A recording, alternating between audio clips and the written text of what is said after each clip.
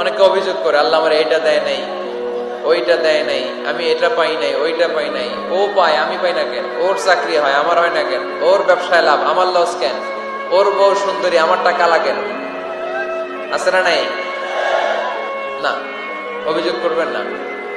আপনি যে অবস্থানে থেকে অখুশি, আপনি যে অবস্থানে থেকে আল্লাহর কাছে অভিযোগ করতেছেন, আপনার এই অবস্থানে আসার জন্য অনেকে আল্লাহর কাছে দোয়া করতেছে, ঠিক কিনা? কিন্তু আপনি এই অবস্থানে খুশি না। অনেকে এই অবস্থানে আসতে চায়, তাদের স্বপ্ন যে তারা একদিন আপনার স্থানে আসবে, কিন্তু আপনি আপনার জায়গায় থেকে খুশি না। এজন্য উনজুর ইলা মান হুয়া আসফালা মিনকা, তোমার চেয়ে যে খারাপ অবস্থায় আছে তার দিকে তাকাও, তাহলে তোমার মনের দুঃখ ঘুচিয়ে দিবে কে?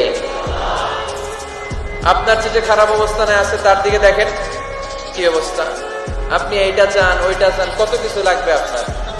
হসপিটালে যে দেখেন ক্যান্সারে আক্রান্ত রোগীদের কি অবস্থা দেখেন। ক্যান্সার যার নেই কোনো অ্যান্সার, বাঁচবে না সে।